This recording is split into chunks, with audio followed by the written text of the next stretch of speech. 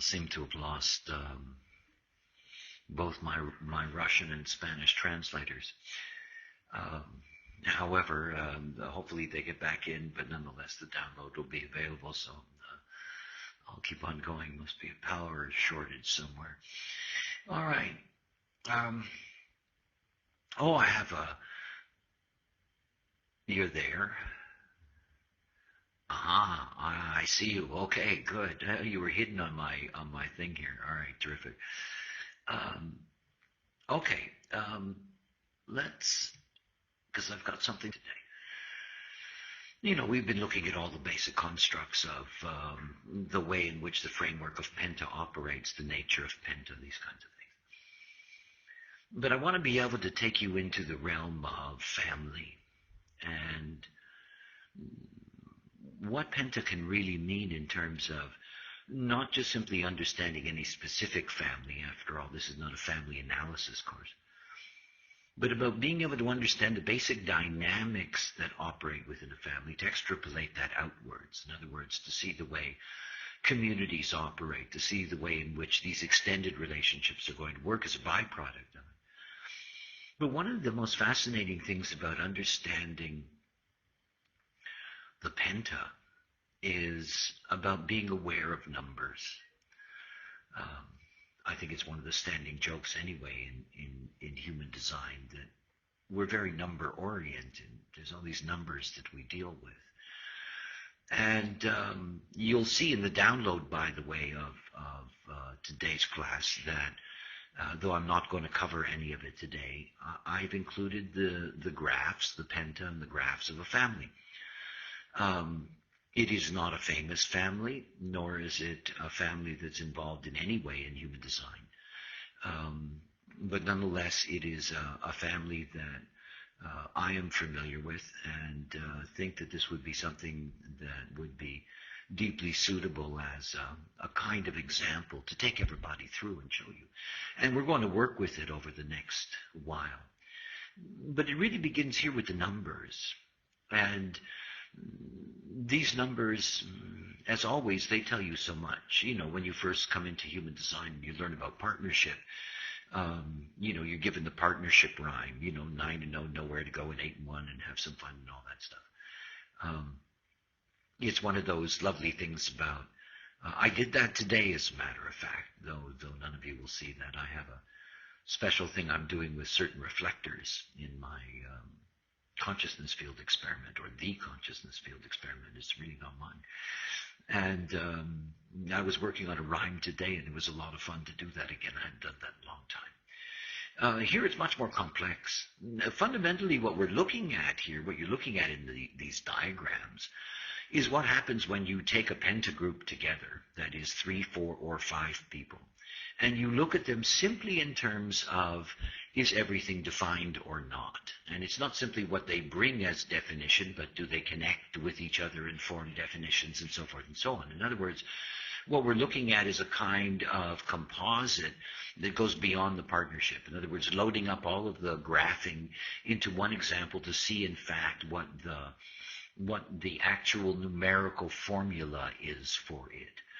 Now, of course, in the biomechanics programming, it's something that's just automatically calculated. But if you're doing these kinds of things visually or whatever, it's not just simply a matter of saying, aha, he's got 3 centers and she's got the other 4, that kind of thing. It's really about seeing how everything connects to each other. But you get some deeply fascinating formulas. And to begin with, it doesn't really matter whether there's 3 in the family or 5. It's just one of the things you get to notice the longer you work with Penta, is that Penta tends to be dysfunctional. It's as likely that 3 will be functional as it is 5. Don't assume that because there's more in the Penta that it's more likely that it's going to be functional or it's going to have less openness. It truly is not the case. But nonetheless, this is one of the most fascinating things to watch. And this is about watching numbers, and watching numbers in your life. the dilemma that we have in dealing with the penta is that it is not something that we're consciously connected to. As long as you're not consciously connected to it, everything it becomes theoretical. And based on observation, obviously, because this is one of the things that anyone who's ever studied this understands, that through observation you see its validity. And so much of what I'm suggesting to you is an observational mode that takes into account natural forming pentas in the world around you.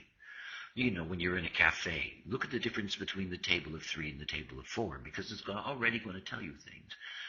And of course, there's so many things to grasp about these configurations and the way they work, because in fact there's deep knowledge that is locked into each of these keynotes.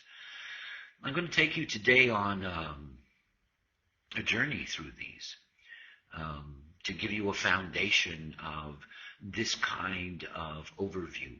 And it is, as all basic overviews, it is extremely valuable as a keynote to understanding what becomes, in fact, the fundamental or the basic frequency that's going to be at work in that environment. Okay, so let's just start with the obvious in terms of the way this is laid out. You can see that the coding, in other words, 9 and 0, 8 and 1, 7 and 2, 6 and 3, in other words, the 4 variations, of levels of openness. Anything beyond 6 and 3 is not really, penta-wise, really worth discussing. And then when you go down this way, obviously the numbers, that is 3 in the penta, 4 in the penta, 5 in the penta. In this particular case, we're looking at it in relationship to family. In other words, the language that we're dealing with here is language that is being tailored to family. And where we're going to begin is we're going to begin with the 3. Now the 3... the 3 is something that's really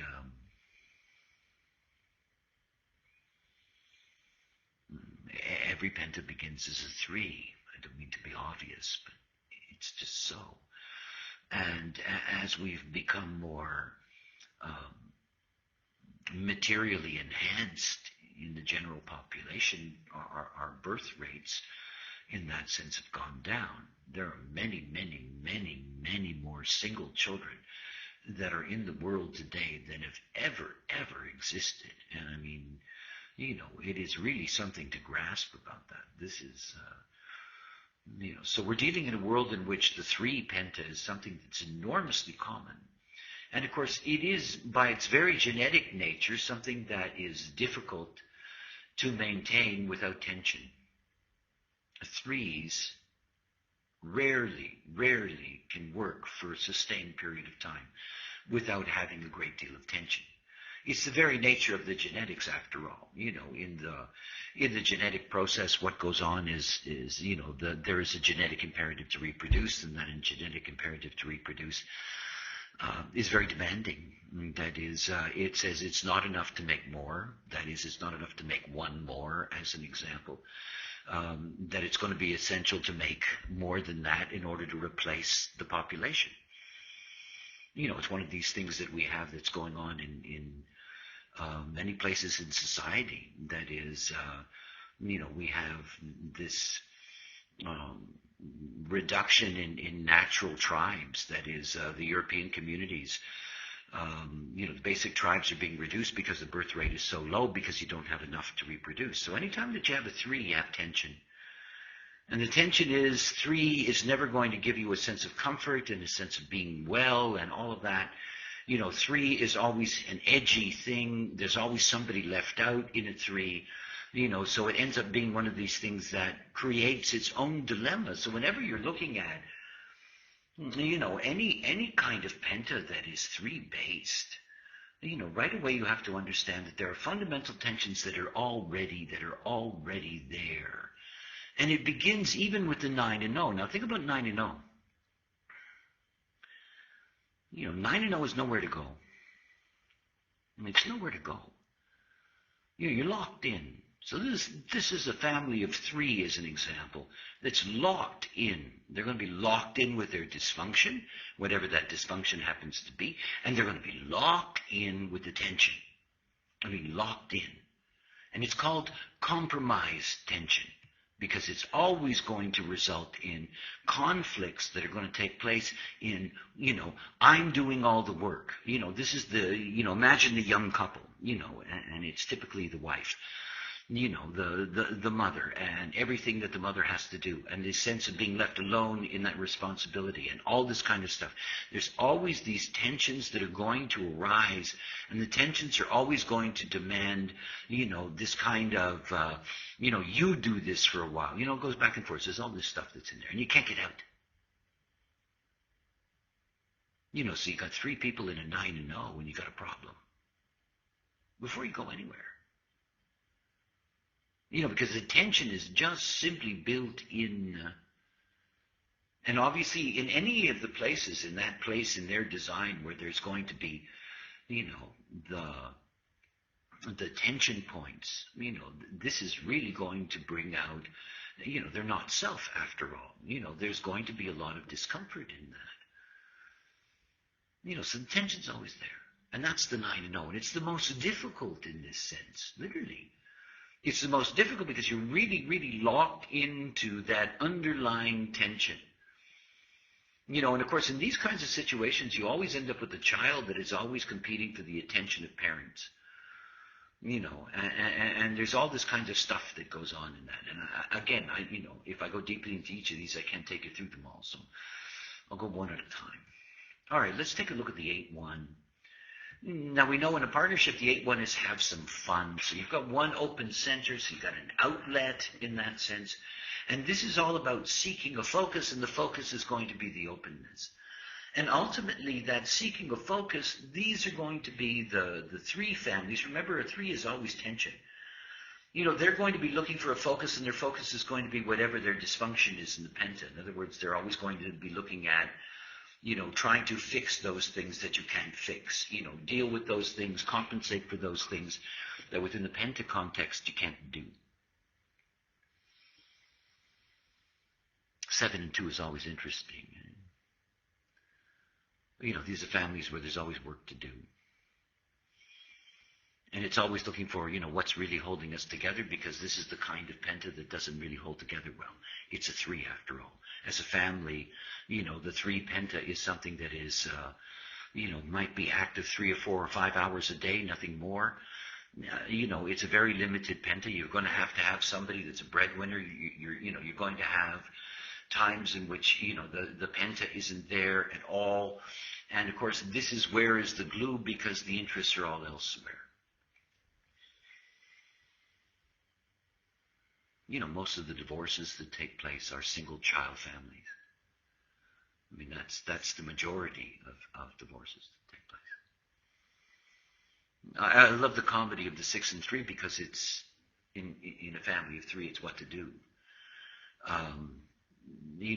This is not a family that feels like a family. I mean, it doesn't have that sense of connectiveness, if you will. It's not really there. It's these young families that really don't know if they did the right thing in the first place. Having a family.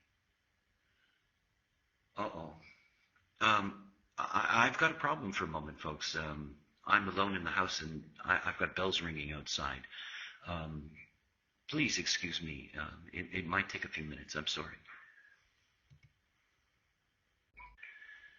Oh, folks, I'm really sorry. I have a burst water pipe. It was just one of my neighbors telling me. I have to take care of this. My apologies, sincerely. I will do a double class next week to make up with this. So my apologies to you. I really have to rush. I'm sorry. Okay, until next time. Until then, bye for now.